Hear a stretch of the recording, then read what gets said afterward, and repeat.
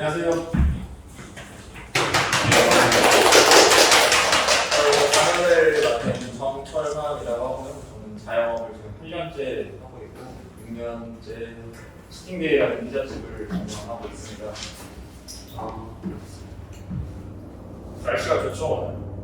날씨가 좋아가지고 저도 오면서 많은 생각이 들었는데요. 이렇게 좀 귀한 시간 내주셔서 너무 감사드리고 오늘 좀 좋은 얘기들로 가지고 여러분 오신 발걸음 헛되지 않도록 열심히 한번 해보도록 하겠습니다.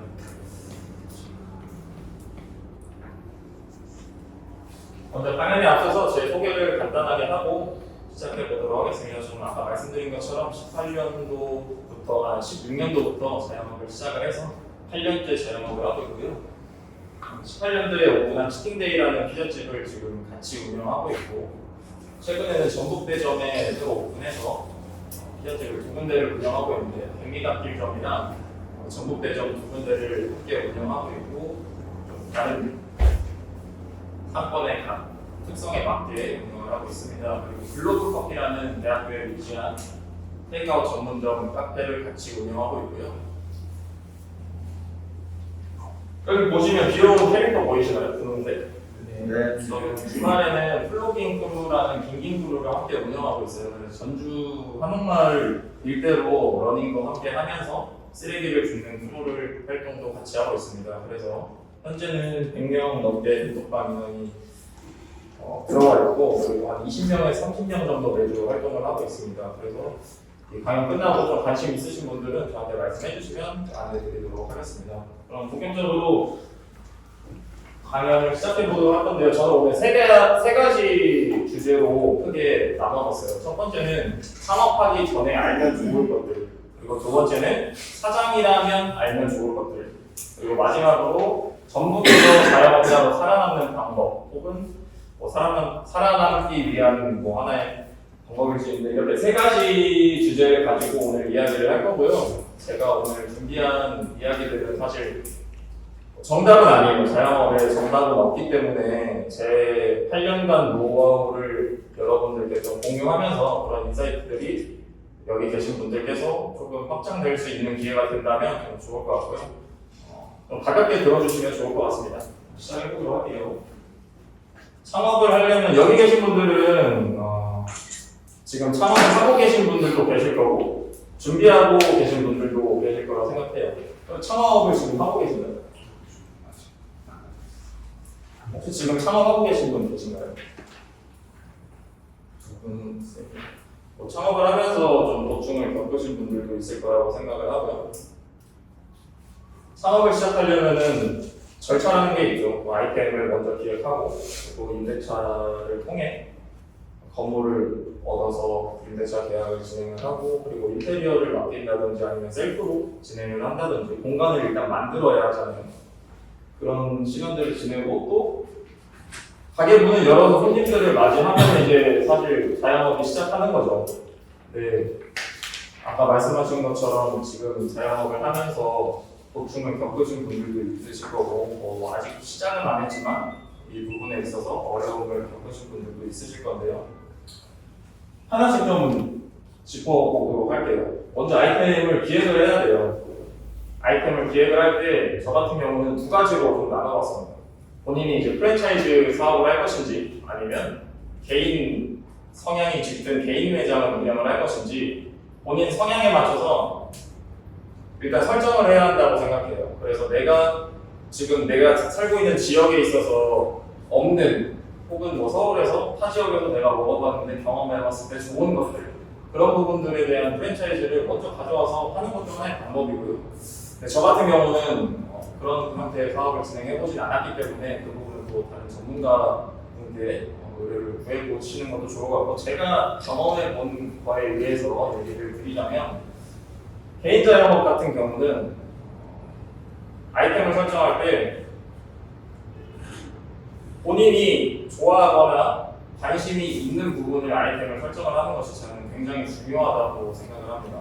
왜냐하면 요즘 유행하는 것들이나 잠깐 한철로 올라온다든지 예를 들면 탕후루 같은 것들은 사실 개인이 유행을 좀 선도할 수는 있는데 대기업의 자본이나 프랜차이즈가 들어와 버리면 개인 자영업자가 살아남기가 좀 힘들거든요. 제가 생각할 때는. 그렇기 때문에 유행하는 것보다 본인이 꾸준하게 이 아이템에 대해서 연구하고 애정도를 쏟을 수 있을 만한 아이템을 선정을 하는 것이 저는 중요하다고 생각을 해요. 개인 자영업에 있어서. 아까 말씀드린 것처럼 프랜차이즈 가게를 한다면 좀 다른 얘기가 될 수 있지만 개인 자영업자이 본인의 색깔을 충분히 나타내고 설명할 수 있을 만한 아이템이라면 어떤 대기업의 이렇게 시장에서 경쟁을 하더라도 본인 가게를 알아주는 손님들은 분명히 있을 거라고 생각을 하거든요. 저도 마찬가지로 피자라는 카테고리를 운영하고 카페라는 카테고리를 운영하고 있지만 개인이 표출할 수 있는 에너지를 어느 정도 소비자분들에게 보여준다면 그 부분은 소비자분들이 충분히 이해를 할 수 있을 거라고 생각을 하고요. 아이템을 지었으면 상권이나 임대차 계약을 진행을 해야겠죠. 뭐 본인 건물이 있으시거나 아니면 부모님 건물이 있으시면은 이거는 생략할 수도 있지만 자기가 이제 테이크아웃 커피를 예를 들어서 한번 얘기를 해볼게요. 테이크아웃 커피 카페를 운영을 하고 싶은데 아무래도 유동성이 있는 상권에서 하는 게 좋겠죠. 당연한 거기도 하고 그런 것처럼 상권을 먼저 분석을 하고 어떤 공간에 내가 들어갈지를 먼저 선정을 해야 할 것 같아요.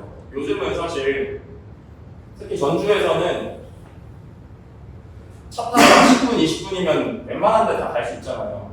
그렇기 때문에 어디에 있어도 크게 문제는 안 되거든요. 내가 이 공간에서, 이 지역에서, 이 상권에서 운영을 하더라도 찾아와 주시는 손님분들이 분명히 계실 건데 근데 그 부분은 한계가 있더라고요.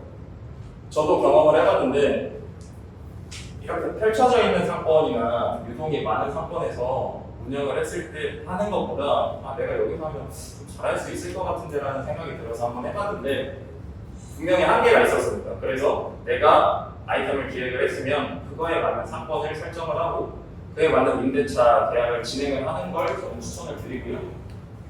상권을 무조건 맹신하고 무조건 목 좋은 곳만이 정답은 아니기 때문에 이 부분은 차차 좀 더 설명을 드리도록 할게요. 그리고 임대차 계약 전에 이어서 설명을 해드리자면 임대차 계약 전에 체크해야 할 부분들이 있습니다.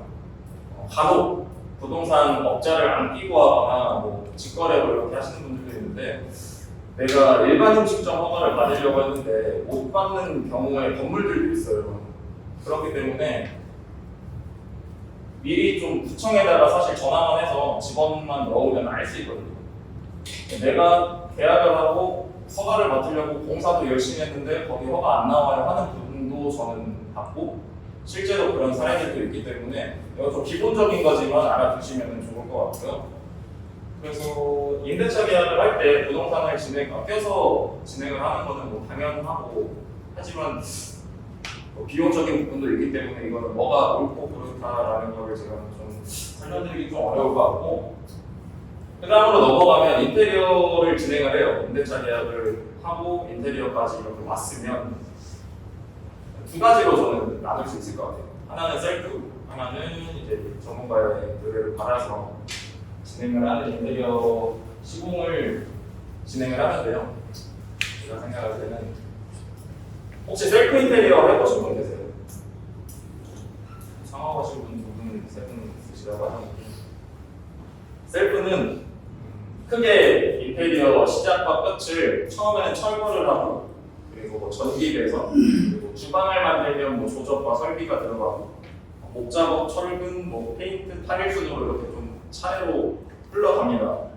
근데 셀프 같은 경우는 그 과정을 내가 이렇게 시공은 못하더라도 기술자가 아닌 이상 그 전체 과정을 좀 감리를 하는 역할이 전 셀프 인테리어의 중요한 부분이라고 생각을 해요. 그래서 이 셀프 인테리어는 내가 감리를 보면서 그거에 맞는 금액을 좀 내가 세이브하고 다른 거에 추가적으로 예산을 좀 수입하는 경우를 예를 들 수가 있는데요. 이 부분은 사실 굉장히 힘들어요. 저도 해봤고 이제 남한테 의뢰도 해보고 전문가의 도움도 받아보고 해봤는데 셀프는 정말 힘들지만 정말 큰 도움이 됩니다. 제가 이렇게 여러분들 앞에서 감히 말씀드릴 수 있을 정도로 힘들지만 그만큼 자기한테 남는 것들이 많기 때문에 언젠가 한 번은 사업을 하고 창업을 하신다면 한 번쯤은 시도해봐도 좋을 것 같고요. 그리고 인테리어 업체에게 전문가의 도움을 받는다면 이 부분은 다음에 이어서 또 말씀드리긴 하겠지만 그 금액을 지불하는 것만큼 최대한의 효율을 뽑아야 하잖아요, 사실. 그렇기 때문에 충분한 레퍼런스를 가지고 미팅을 하고 그거에 맞는 요구를 하는 거를 저는 추천을 드리고요. 그냥 아무것도 없이 인테리어 회사한테 가서 차려주세요 하는 거는 서로 피곤하고 서로 남는 게 없는 사업이 되는 것 같아요. 그렇기 때문에 인테리어 같은 경우는 셀프랑 전문가의 도움을 받는 두 가지 방법으로 나눌 수 있을 거고요. 그리고 본인이 이제 상가를 구하고 인테리어까지 마쳤어요. 그러면은 사실 주방 집기나 이런 것들을 찾을 때 내가 예산이 많고 또 적고 이런 부분에 있어서 잠시 물 한 번 마시겠습니다.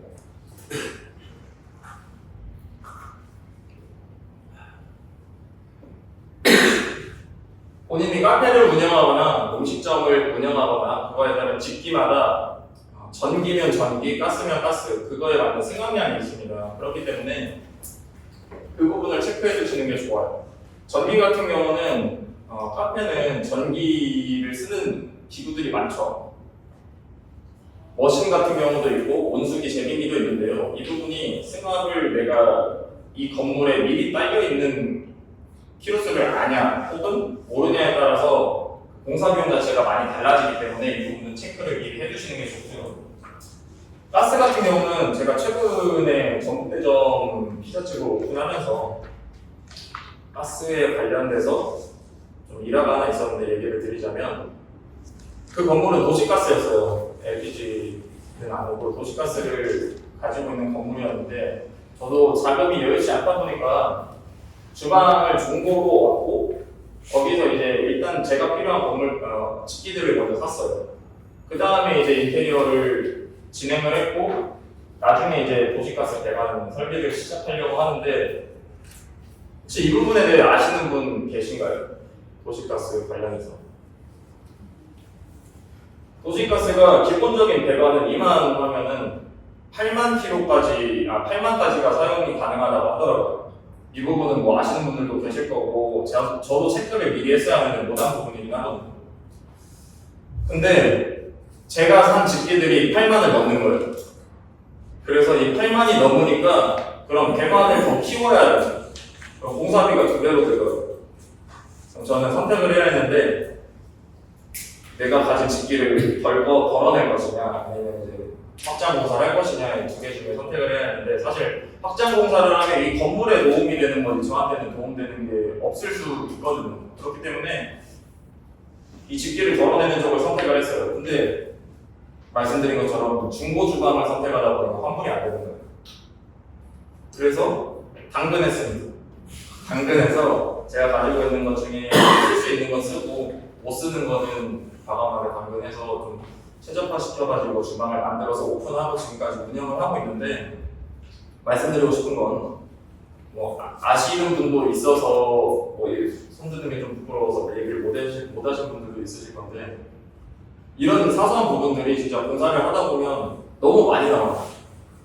저도 이거는 간과하고 저도 최근 들어서 오픈한 가게가 벌써 몇 년 동안 진행했고 그 다음에 또 지금 가게이기 때문에 별다른 걱정이 없을 줄 알았는데 엄청 힘들었어요. 지금까지 오픈하는 게.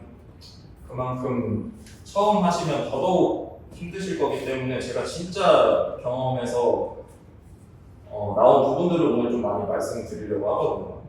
이런 부분들은 사실 피부로 느껴보지 못하면은 제가 말씀드려도 와닿지 않으실 수도 있는데 이런 도시가스 관련된 부분이라든지 전기 승합이라는 부분이라든지 이런 부분은 내가 임대차 계약이나 아니면 인테리어 미팅 혹은 내가 셀프 인테리어를 계획했을 때 미리 근데 전기 승합, 뭐 가스 사용량 이런 거는 바꿀 수가 없기 때문에 미리 체크를 해주시면 많은 도움이 되실 거고요. 지금까지는 약간 신할 순으로 제가 설명을 드렸고 지금부터는 제가 좀 느꼈던 부분에 대해서 꿀팁 같은 걸 얘기를 해드리려고 해요. 사실 인테리어 기간 같은 경우는 정해진 건 없습니다. 정해진 건 없어요. 법적으로 인테리어 기간 이만큼 임차인한테 줘야 하고 임대인이 무조건 줘야 한다 이런 건 없는데 저는 항상 받았어요. 일부러 렌탈 프리를 좀 요구를 많이 해서 이 부분은 제가 좀 해주세요. 사실 본인 건물에 있으면 너무 좋겠지만 그렇지 않은 분들이 많이 계실 거라고 생각을 해서 말씀드리는 거고요. 그 부분에서 렌탈 프리를 최대한 받으면 인테리어를 시작하더라도 인테리어 기간이 길어지면 길어지지 절대 짧아지지 않거든요. 그래서 내가 한 달을 받든 두 달을 받든 물론 그렇게까지 해주시는 분들이 있을지는 모르겠지만 최대한 요구를 하는 것이 저는 하나의 방법이라고 생각하고 꼭 받으셨으면 좋겠어요. 이거는 사실 그 건물이 어떠냐에 따라서 상태는 다르겠지만 그 부분을 임차인이 요구하는 거는 좀 이례적이진 않고 보통 많이 쓰거든요. 근데 그 부분을 안 줄 거예요 한다고 그냥 오케이 하는 것보다는 조금 더 떼써보는 게 저는 하나의 방법이라고 생각을 하고요. 권리금 같은 경우도 건물주가 받는 건 아니죠. 사실 권리금을 임차인이 나가면서 받거나 아니면은 새로운 세입자한테 이제 권리를 요구하는 경우가 많은데 저는 이 부분 같은 경우도 좀 케바케긴 하지만 내가 공사를 시작하기 전에 미리 금액을 지불하고 들어가는 건 좀 굉장히 리스키하다고 생각하거든요. 그래서 상권이 정말 좋고 유동인구가 정말 많고 그런 부분에 있어서 시설 관리나 바닥 관리에 대한 부분이 책정이 될 수 있지만 그 부분은 무조건적으로 저는 깎고 들어가는 걸 추천을 드립니다. 권리금은 법적인 제도도 아니고 그냥 이 사람이 받고 싶은 금액이기 때문에 그거는 인간적인 타협 선에서 충분히 조절이 가능하기 때문에 저는 권리금 같은 경우는 안 내면 좋고요. 내야 하고 내가 그 자리에 꼭 들어가고 싶다면 최대한 낮춰서 들어가는 것을 저는 하나의 방법이라고 전해드리고 싶고 무조건적으로 해야 한다고 생각을 합니다. 그리고 인테리어 업체 섭외는 아까 말씀드린 것 중에 좀 이어서 말씀드리고 싶은 부분이 저는 아까 말씀드린 것처럼 셀프도 해봤고요. 인테리어 업체를 섭외해서 진행도 해봤어요. 근데 가장 큰 차이점이 뭔지 아시나요? 혹시 뭔지 맞춰보실 수 있으신 분 계실까요? 내가 셀프를 했을 때 인테리어 업체를 꼈을 때 만족. 네. 말씀하시죠. 돈. 그렇죠. 돈. 만족도, 퀄리티. 내가 통제할 수 있고. 그렇죠. 제가 생각할 때는 마감인 것 같아요. 이 형태는 비슷하게 꾸밀 수 있거든요. 어쨌든 내가 셀프를 해도 전문가를 섭외를 하고 이 사람이 해주는 거고 테이블을 사든 이건 내 만족도에 따라서 다를 수 있지만 제가 경험했을 때 마감이 너무 달랐어요. 마감이라 하면 진짜 사소한 부분일 수도 있는데 그 부분이 그 매장을 오래 운영했을 때 티가 많이 나냐 안 나느냐고 많이 들리더라고요. 처음에는 다 깨끗해요. 입주 청소하고 내가 청소하고 쓸고 닦고 하면은 처음 매장은 깨끗한데 1년 지나면 내가 차린 매장이랑 전문가가 차린 매장이랑 마감에서 달라요. 내가 차린 매장에서는 제 경험상 뭐 물때도 많이 끼고 뭐 물을 뿌렸는데 어디 뭐 세워서 나온다든지 이런 부분들은 마감적인 부분도 필요하거든요. 그래서 전문가에게 의뢰를 해서 내가 만약에 내가 꾸미는 공간이 완성도가 높은 공간을 추구를 하면은 전문가에게 의뢰를 하는 것이 맞고 하나 완성도가 좀 떨어져도 아까 말씀하신 경제적으로 좀 자본적으로 낮추고 싶다면 셀프를 하는 것을 추천을 드리고 싶고요. 근데 여기서 제일 중요한 건 인테리어 업체랑 최근에도 전 이번 호점 같은 경우는 인테리어 업체에 의뢰를 했거든요. 근데 말씀하신 것 중에 가장 기억에 남는 것 중에 하나가 그냥 차려달라고 하는 사람이 되게 많대요. 아무 레퍼런스 없이 그냥 저 여기 구했으니까 여기다가 해주세요, 만들어주세요, 카페 차려주세요, 피아노 차려주세요 하는 분들이 제가 생각했던 것보다 엄청 많더라고요. 근데 사실 인테리어를 하시는 분, 소장님 얘기를 제가 들었을 때 곤란하고 힘들어 하시더라고요. 그만큼 소비자가 뭔가를 의뢰를 할 때 이분도 편하고 저도 편하려면 내가 어떤 매장을 차리고 싶은지를 일단은 확립을 시켜야 돼요. 그리고 이런 부분에 있어서 기술적인 조언을 구하고 내가 이걸 이렇게 차리고 싶은 매장을 말씀드렸을 때 피드백이 되는 거죠. 그래서 그분이 말씀하시기를 차라리 사장님처럼 어떤 매장, 어떤 색깔, 그리고 어떤 조명, 어떤 테이블을 쓰고 싶은지를 말하면 자기는 편하고 그리고 그게 결과적으로 서로 만족할 수 있는 아까 말씀드린 마감 형태라든지 그런 결과물이 도출될 수도 있는 거고 그리고 또 하나 인테리어 업체는 공간을 그냥 만들어주는 사람이지 이 매장을 운영해주는 사람이 아니거든요. 그래서 이 매장을 결국 운영하려면 내가 만든 메뉴랑 내가 팔고 싶은 메뉴 그리고 내가 손님한테 직접 만나서 겪어야 하는 서비스들이 굉장히 중요하기 때문에 그런 것들을 다 해주진 않아요. 이 사람은 그냥 내가 일하고 싶은 공간에 대한 가시화를 시켜줄 뿐이지 정작 운영은 제가 해야 하잖아요. 사장인 본인이 해야 하기 때문에 그 부분 같은 경우를 간과하시는 분들이 꽤 많다고 하더라고요. 그냥 인테리어 업체가 브랜드 아이덴티티부터 다 만들어주고 그런 업체도 있긴 하겠지만 그것보다는 본인이 팔고 싶은 메뉴와 아이템 그리고 정체성 그리고 내 매장의 색깔까지 정해서 창업을 하는 것을 저는 무조건적으로 추천드리고 싶고 그래야만 계속 할 수 있는 것 같아요. 제일 중요한 건 이게 매출이 잘 나오고 저게 매출이 잘 나오고가 아니라 결국에는 큰 돈 들여서 차리는 거잖아요. 그러려면은 내가 오래 할 수 있어야 한다 생각하고 근데 남이 차려준 거는 내가 내 거가 아니라 생각해서 주인의식이 없기 때문에 얼마 오래 못 해요. 이것도 제가 경험해봤고 저랑 같이 있는 직원들하고도 뭐 많이 소통하는 부분들이기 때문에 이런 부분들이 전 중요한 것 같고 사실 제가 아까 말씀드린 중고 주방이나 뭐 이런 것들 돈 있으면은 그냥 스킵하셔도 됩니다. 그냥 새 거 사시면 돼요. 새 거 사서 편하게 뭐 AS도 안 받고 인테리어도 아까 말씀드린 것처럼 하나부터 열까지 다 해준 데도 있어요. 브랜드 아이덴티티 확립해주고 마감해주고 뭐 서비스도 마찬가지고 근데 그렇게 하면은 장사가 잘 될지 안 될지는 제가 말씀드리지 못하겠지만 올해는 못해요. 내 거가 아니니까 진짜 자기 거 매장을 하셨으면 좋겠어요. 그냥 자기가 하고 싶은 매장을 이렇게 인테리어나 이런 매장 오픈 전에 체크해야 할 부분들을 지나서 사장이라면 알아야 할 것들에 대한 좀 설명을 드리고 싶은데요. 아까 운영하고 계신 분 손 한번 보여주세요. 또 힘드신 거 있으세요? 운영하시면서? 인건비. 또 사장님은 혹시 마케팅? 인건비 마케팅.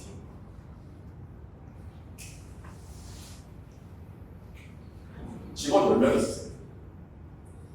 알바까지는 10명 될 것은 그럼 동시근무는 몇 명이서 하시죠? 동시는 한 4명, 5명 사이. 제가 아니라고 여기 나오는 저 같은 경우는 되게 인원을 타이트하게 잡아요. 사장님도 필드에서 뛰시겠지만 저도 필드에서 많이 뛰고 하지만 제가 다 하진 않아요. 제가 다 하면 마케팅 아까 말씀하신 마케팅적인 것도 그렇고 인력 관리 그리고 메일 서비스 그리고 손님들 왔을 때 응대 이 부분은 직원들이 다 못한다 생각하고 제가 주방에 짱박혀 있으면 저를 보러 오는 손님들도 있을 거고 제 지인들도 있을 거고 아니면 뭐 다양한 손님들이 계시겠지만 알바생들 그리고 아무리 내 일처럼 해주는 직원들을 고용을 하고 돈을 많이 줘도 저처럼은 못하는 거죠. 사장님, 저도 사장님처럼 못할 거고 사장님도 저처럼 못하실 거예요. 직원들도 마찬가지고 그렇기 때문에 다 하면 안 된다고 생각합니다. 그래서 내가 할 수 있는 거를 똑같이 할 수 있는 친구한테 일을 어느 정도 분배를 해주는 것도 전 능력이라고 생각하거든요. 그런 부분들을 본인이 다 하고 싶은 사장님들이 간혹 있어요. 간혹이라기보단 진짜 많은 것 같아요. 얘한테 일 줬는데 얘가 일을 못해서 뭐라 해. 서로 피곤하잖아 사실. 내가 일을 줬는데 맡겨야지 그냥. 그런 부분에 있어서 내가 할 수 있는 거를 얘도 하면은 그냥 얘한테 주는 게 낫고 내가 할 수 없는 거를 내가 해야 한다 생각하거든. 지금처럼 뭐 이렇게 와서 얘기를 들으신다든지 뭐 좀 자기 인사이트나 이런 거를 확장시킬 수 있는 기회를 가지시는 걸 좀 추천드리고 싶고 그렇게 사장이 모든 걸 하려고 하면은 지쳐요. 사람은 한 명이고 내 몸은 하나고 시간도 24시간 정해져 있는데 저는 쉬는 것도 능력이라고 생각을 하거든요. 그 쉼도 어느 정도 내가 이 매출에 대해서 감각을 놓아야만이 할 수 있는 거기 때문에 그런 부분도 저는 저한테 얘기를 하시거나 궁금해하시는 분들은 많이 추천을 해드립니다. 그리고 아까 말씀하신 마케팅적인 부분인데 네이버 스마트 플레이스랑 여러 개가 있죠. 뭐 SNS가 요즘은 많이 있잖아요. 인스타그램도 있고 네이버 스마트 플레이스도 있고 요즘은 스레드도 많이 하는 것 같아요. 저는 많이 하지는 않고 있는데 최소한 놓지는 않아요. 내가 이거 그냥 넘겨서 보더라도 요즘 뭐가 유행하는지나 아니면 알고리즘이라는 게 있잖아요. 저는 보통 다 자영업 같은 거 뜨거나 아니면 운동 뜨거든요. 그래서 이 알고리즘에 의해서 내가 이 트렌드에 빠지지 않는 정도 내가 여기서 이거 알바생들이나 파트타이머들이 얘기했을 때 그냥 자연스럽게 얘기할 수 있는 정도만 돼도 나쁘지 않은 것 같아요. 이 게시물을 의무적으로 하나 맨날 올리는 게 무조건적인 마케팅이 아니라 요즘 시장이 내가 거기에 이제 띄울 수 있냐만의 본인의 노력이나 의지 정도도 있는 것 같고 사실 전주는 관광지니까 다른 분들도 있으시겠지만 저도 어디 여행을 갔을 때 키워드 검색을 하면은 네이버에 치거든요. 네이버에 뭐 경주, 대전, 광주 해서 맛집을 쳐요. 그러면은 결국에는 우리가 인스타그램에서 이 매장을 보더라도 최종적으로 네이버로 간단 말이야. 거기서 내가 전주 피자 맛집을 쳐. 피자가 먹고 싶어서. 근데 상단에 노출돼 있으면 아무래도 손님이 올 수 있는 확률이 더 높아지겠죠. 그 부분 같은 경우는 제가 네이버 스마트 플레이스 전문가는 아니지만 제가 자영업을 하면서 느낀 부분에 의해서 얘기를 드리자면 저희가 지금 전주 피자 치면 거의 최상단에 나오거든요. 그 이유가 로직이나 알고리즘 맨날 바뀌어요. 네이버도 워낙 대기업이고 그 부분에 있어서 뭐 AI가 확인을 하고 뭐 매크로인지 광고회사를 꼈는지 이런 부분들을 체크를 하기 때문에 저는 광고비를 거의 아예 안 씁니다. 참고로 제가 그렇다고 핸드폰 붙들고 이거 맨날 하는 것도 아니고 그냥 최소한의 투자 그리고 그 외적인 것들에 대한 투자를 하기 때문에 광고비에 그렇게 연연하지 않아요. 그리고 마케팅 회사 절대 안 쓰고요. 그 네이버 같은 경우는 제가 여기서 말씀드리고 싶은 건 그냥 활성화 정도예요. 내가 이 가게를 운영했을 때 가보고 싶어. 근데 영업시간도 안 나오고 오늘 쉬는 날인지 아닌지 전화 보려고 했는데 전화도 안 받고 번호도 없어요. 그러면은 그건 손님하고 약속을 그냥 어기는 거고 그 손님 한 명을 그 손님은 다시는 검색을 안 하고 절대 안 해요. 그렇기 때문에 그냥 최소한의 활성화 그리고 내가 거기서 내 키워드를 더 노출시키고 싶다 하면은 그 분야에 대한 조금의 공부가 필요하다고 생각을 하고요. 그거는 사실 네이버도 마찬가지고 인스타그램도 마찬가지인 것 같습니다. 그리고 한 가지 더 말씀드리자면 인스타그램 같은 경우 릴스나 이런 부분들을 그런 생각을 좀 해봤어요. 내가 노력한다고 될까? 내가 컨텐츠나 게시물을 하루하루 맨날 올린다고 내가 떡상하고 이게 우리 가게가 노출이 많이 될까? 라고 생각했을 때 저는 아니라고 생각합니다.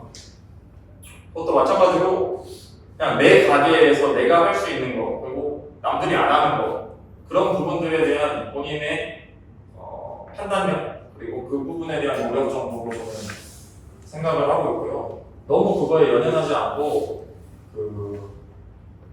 사실 요즘은 정보가 너무 많기 때문에 이 변별력을 두는 게 좀 어렵다고 생각해요. 유튜브나 네이버 그리고 최상단에 노출할 수 있는 방법 이렇게 해서 쳐봐. 유튜브에 확인해보고 해도 사실 뭐 별거 없거든요. 그래서 저는 그거에 연연하는 것보다 그냥 매장 더 신경 쓰고 내가 하고 싶은 아이템 그리고 그 부분에 대해서 더 발전시키고 디벨롭하는 거를 추천을 드리고요.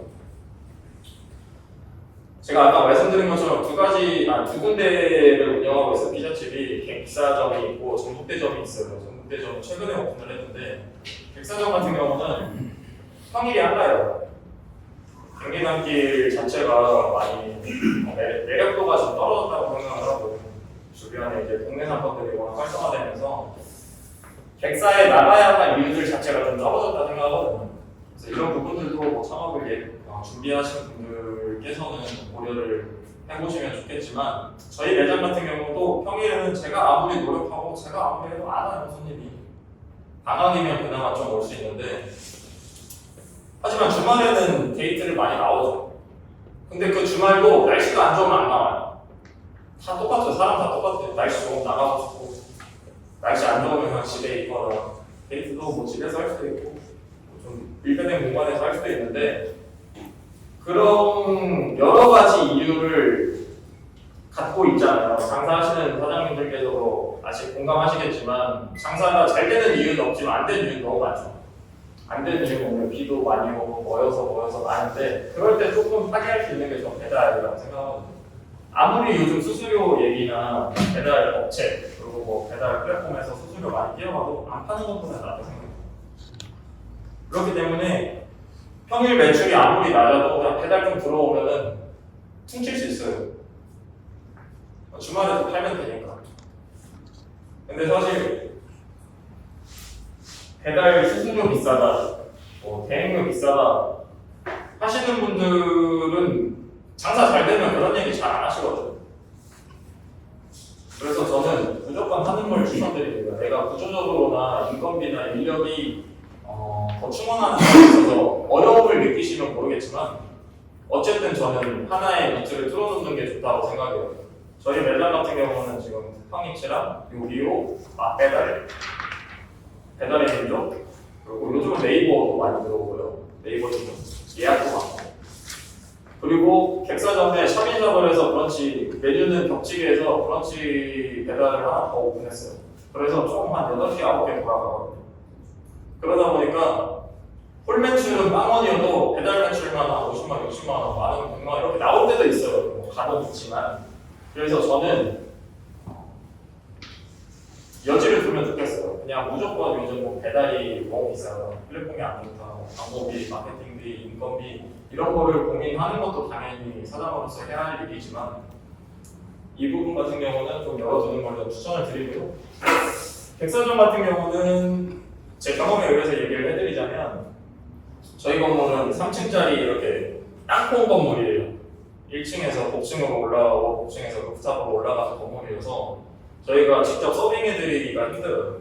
그러다 보면 더 동선도 꼬이고 그래서 그냥 셀프로 픽업을 도입을 했거든요.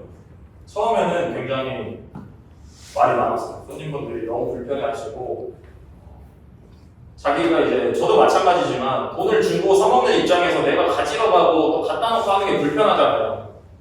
근데 그 부분이 코로나 지나면서 많이 나아졌어요. 이것도 제가 그냥 경험에서 느껴지는 건데 예전에는 로봇이 서빙하고 키오도 지금 마찬가지로 키오스크나 테이블 오더 같은 경우도 생소해서 저 싫어하거든요. 근데 지금은 오히려 그걸 편해하시는 분들도 많아요.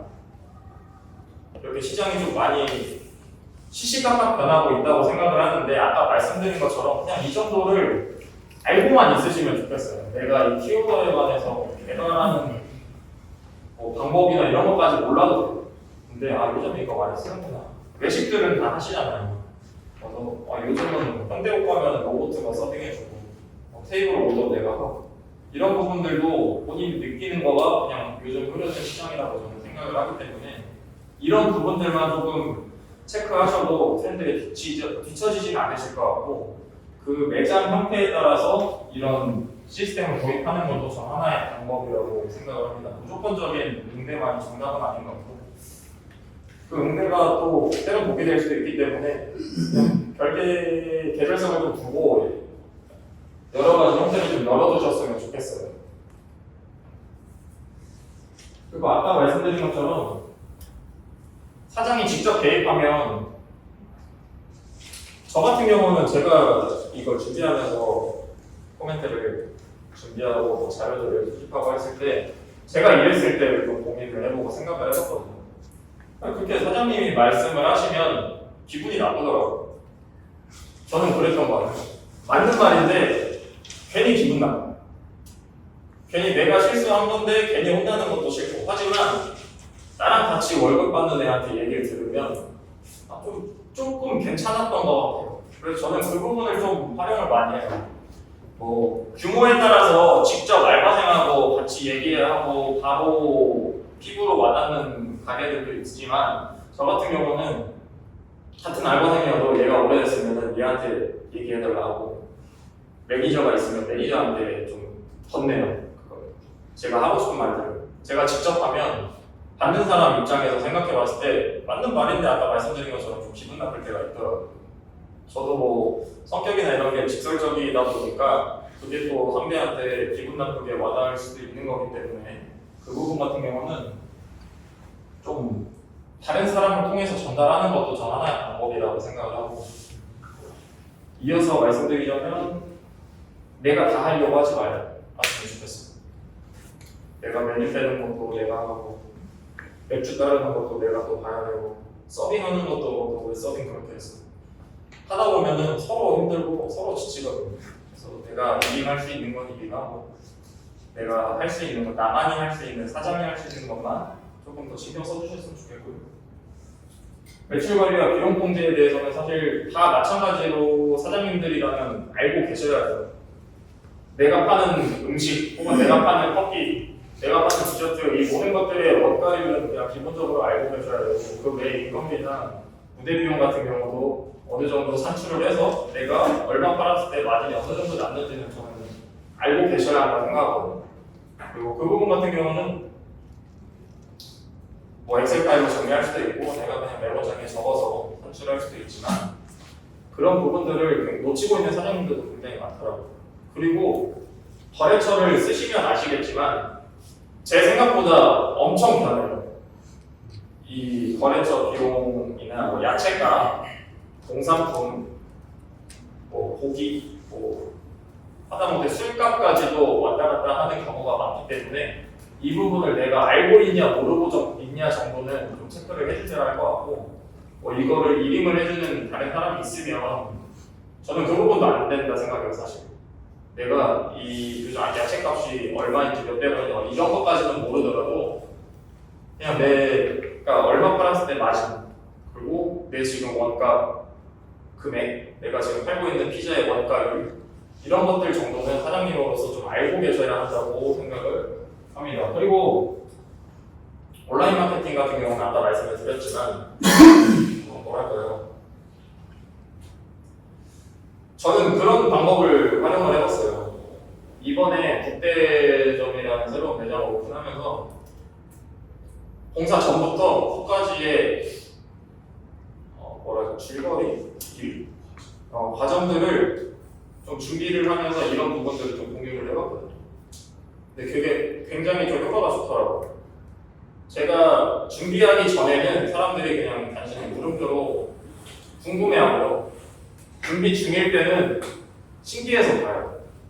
이제 창업을 하신 분들도 계시고 안 하신 분들도 계시겠지만 자영업을 하는 사람보다 안 하는 사람이 많잖아요. 특히 주변에서 더 그렇고.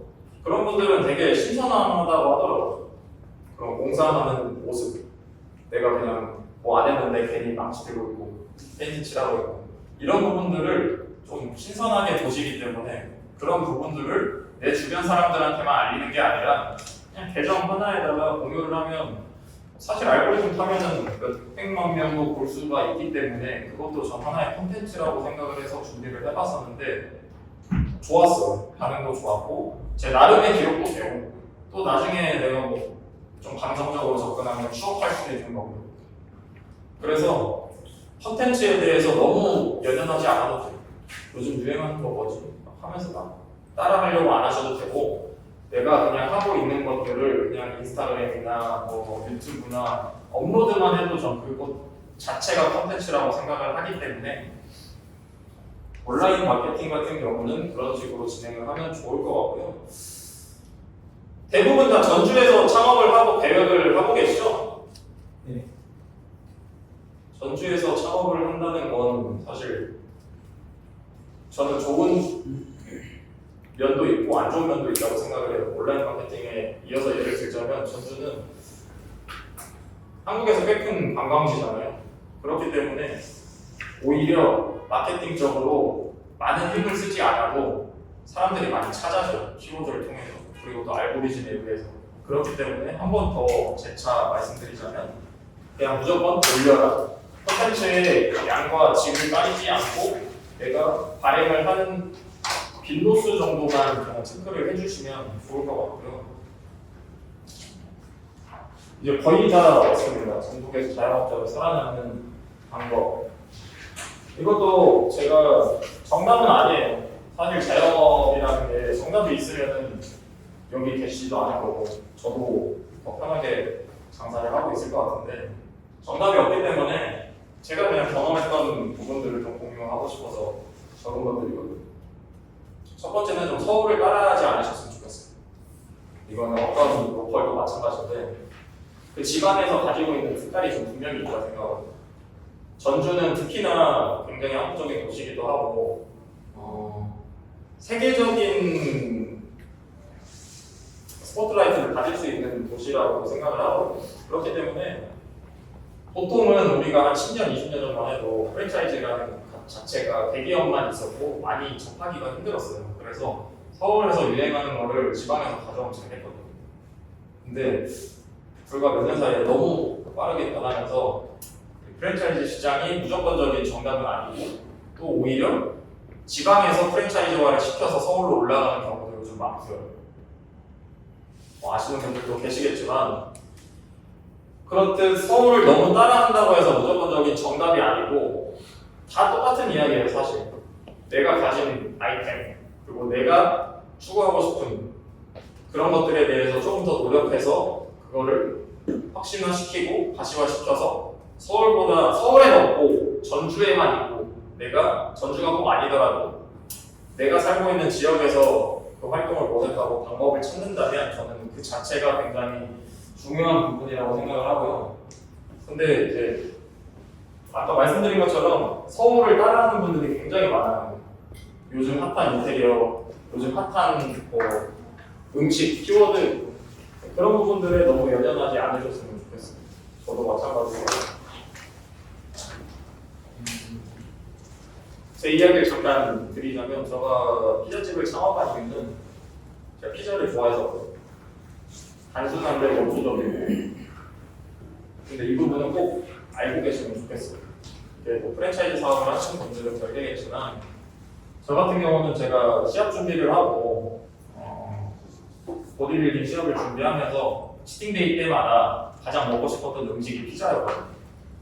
그래서 내가 나중에 피자집을 창업을 한다면 치팅데이라는 이름으로 가게를 꼭 지어야겠다는 생각을 했어요. 그렇게 해서 저희 가게가 만들어졌고 실제로 저는 피자를 좋아하고 실제로 내가 이 피자에 대해서 연구하게 되고 그리고 또 내가 이 지역에서 살고 있으면서 이 지역의 색깔을 담은 걸 피자로 어떻게 표현을 할까에 대한 생각도 많이 하거든요. 사실 피자랑 전주랑은 매치가 안 되거든요. 그래도 그냥 어거지로 좀 맞춰본다면 저희 가게에 비빔 피자라는 게 있어요.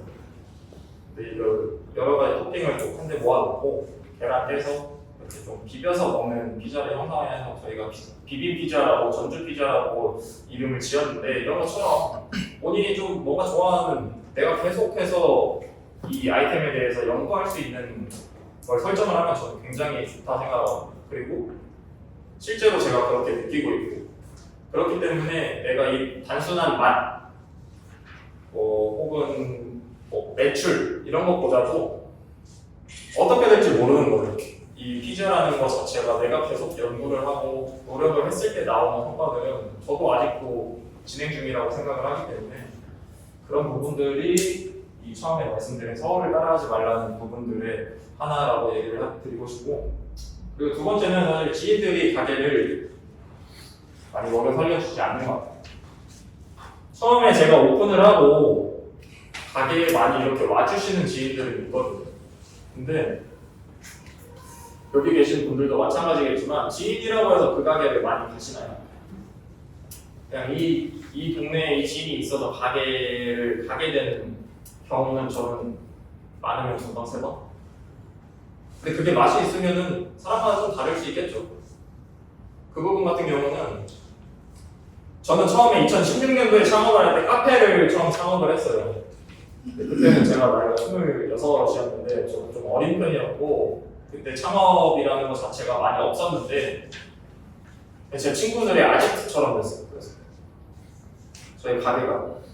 근데 이게 저는 좋았는데 나중에 후기나 피드백을 받았을 때 거기는 지인들이 너무 많이 가고 뭔가 손님으로서 가기 부담스럽다라는 피드백을 많이 들었어요. 그래서 내가 지인들이 저를 보러 와주시는 건 감사하지만 그 부분에 대해서 배척하라는 게 아니라 다른 손님들에 대한 부담감을 좀 덜어주라는 거예요. 그리고 내가 아무래도 지인들이 오면 더 신경 쓰고 얘기를 할 수밖에 없지만 너무 거기에만 몰두하지 말고 다른 손님들에 대한 서비스나 그런 부분들에 대해서 놓치지 않는 정도를 말씀드리려고 지인들이 가게를 먹여서 돌려주지 않는다라고 말씀드리고 싶고요. 너무 지인 장사를 하는 거를 저는 추천드리고 싶지 않아요. 실제로 저희 가게를 지인들이 와주시는 분들도 있지만 퍼센테이지로 따지면 10%도 안 되고 5%도 안 되고 1%도 안 되는 것 같고 대부분 많은 새로운 워크인이나 재방문율을 높이는 거에 조금 더 신경을 쓰시면 좋을 것 같습니다. 그리고 아이템 및 상권 마찬가지인데요. 전주 하면 좀 떠오르는 게 뭐가 있으시죠? 한번 말씀 한 번만 해주시죠. 아까 말씀 비빔밥 그렇죠. 비빔밥. 또 뒤에 분 한번. 한옥마을 얼마 음식으로 치면 음식이나 뭐 한정식 장식.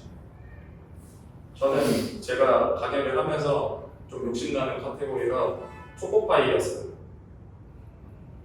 저희 가게에 초코파이 엄청 들고 전주역도 마찬가지고 아직도 근데 제가 지금 36살인데 10년, 20년 전에도 초코파이 들고 다녔던 것 같아요.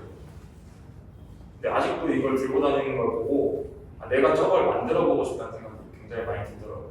내가 저런 아이템을 만든다면 재밌을 것 같고 잘할 수 있을 것 같다는 생각이 들어서 지금도 계속 연구 중인데 이 아이템을 왜 말씀드리냐면 아까 말씀드린 것처럼 관광지잖아요, 전주가. 그리고 꽤 큰 관광지, 관광객도 많이 오고 사이트도 많이 받고 도시의 색깔도 저는 충분히 있다고 생각을 해서 그런 부분에 있어서 여전히 이 초코파이만 들고 다닌다는 것은 저는 좀 아쉬운 부분이라고 생각을 하기 때문에 그런 컨텐츠를 뭐 포커스에 맞춰서 창업을 또 준비하시는 분들도 도움이 되시면 좋겠고요. 저도 준비를 하고 있기 때문에 이런 부분에 있어서 조금 더 열린 사고를 가져보시면 좋을 것 같습니다.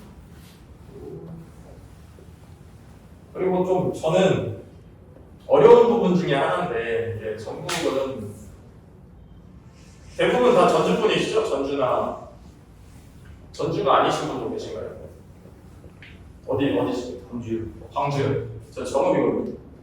저는 근데 전주를 어렸을 때 와보면은 굉장히 큰 도시라고 생각했어요. 지금도 뭐 당연히 큰 도시지만 근데 대한민국이 겪고 있는 고충이기도 하지만 지방의 소멸화라든지 뭐 청년들도 많이 유출되고 전주는 전주도 더 심한 것 같아요.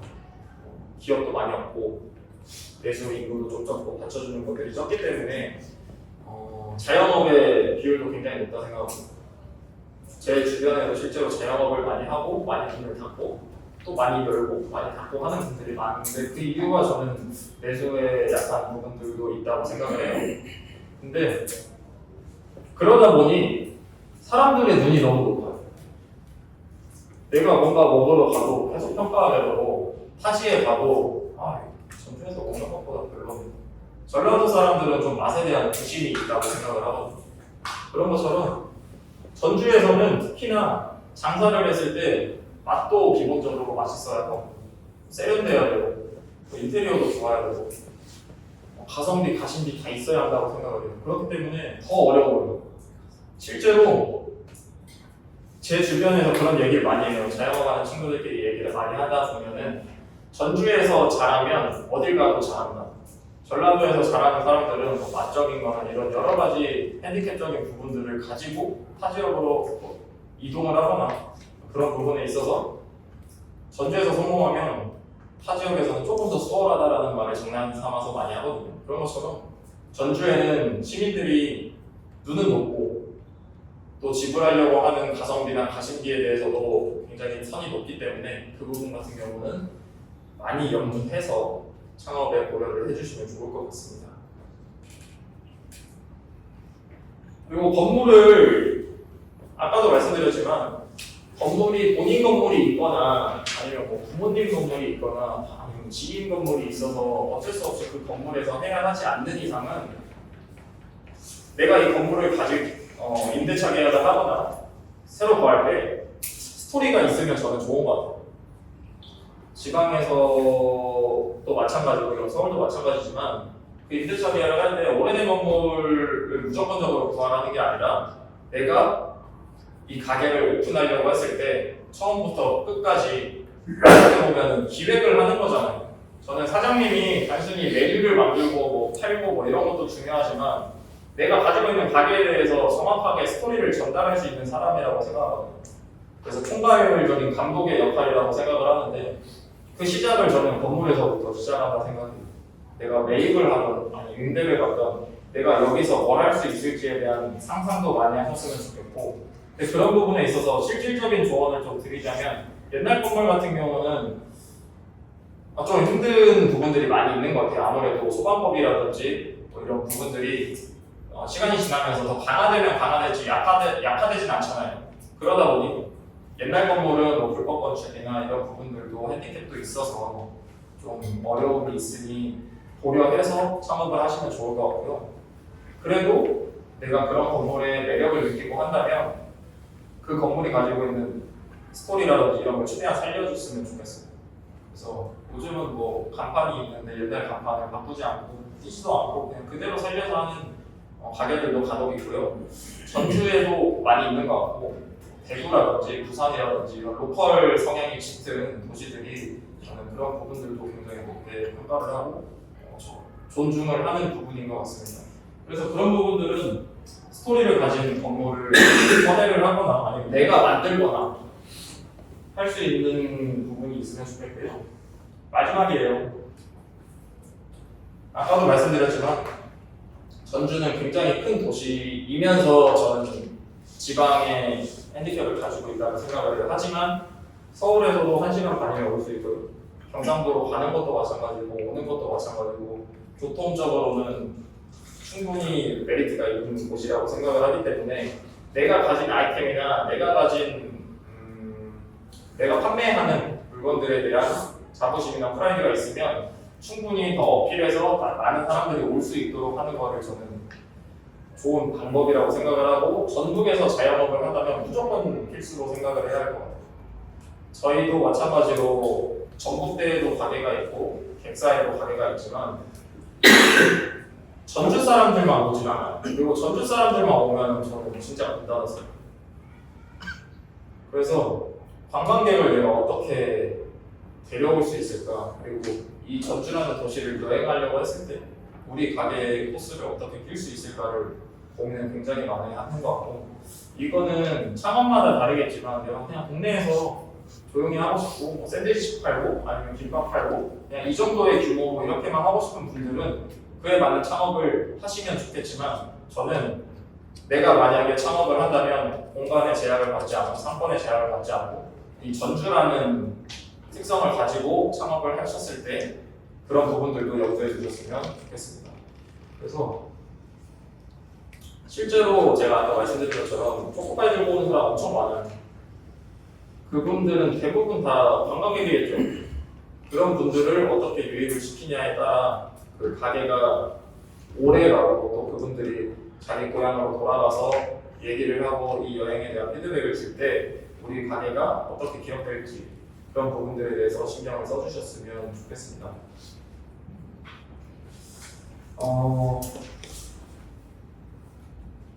시간이 얼마나 되죠? 지금 5시 10분 정도여서 한 5분 정도. 사실 자영업이라는 게 하시는 분들도 계시고 준비를 하고 계시는 분들도 있는데 정답이 없는 것 같아요. 저도 계속 그 정답에 가까워지려고 노력을 많이 하는 것 같아요. 트렌드도 너무 빨리 바뀌고 외식 문화도 너무 바뀌고 나라 경제도 있으면서 아까도 말씀드린 것처럼 안 되는 이유는 수천 수만 가지인데 잘 되는 이유는 찾기가 힘들죠. 그래도 그나마 저는 코로나도 겪었고요. 지금도 계속 장사를 하고 있는 사람으로서 좀 덜 스트레스 받고 덜 힘든 방법을 계속 찾는 것 같아요. 내가 이걸로 진짜 인생 역전을 누리고 물론 뭐 책임져야 할 가정이 있고 하시는 분들은 그에 따른 부담감도 있으시겠지만 어쨌든 결국에는 오래 해야 하잖아요. 저희는 정년이 없는 일이고 내가 계속 해야 하고 내가 하지 않으면 누군가 해주지 않는 일이기 때문에 그런 부분들에 있어서 체력적인 관리도 저는 분명히 필수라고 생각을 하고 그런 부분들도 지금 하시는 분들 그리고 또 준비 중인 분들이 염두를 해주시면 좋을 것 같습니다. 오늘 날씨도 이렇게 좋고 시간 내서 와주신 분들 많으실 텐데 시간 내주셔서 너무나 감사드리고 오늘 제 이야기를 통해서 정답은 아니지만 사장님들께서 갖고 계신 고충 혹은 또 그 인사이트의 확장성을 조금 더 넓히는 시간이 됐으면 좋겠고요. 오늘 이야기 들어주셔서 너무 감사드립니다. 감사합니다.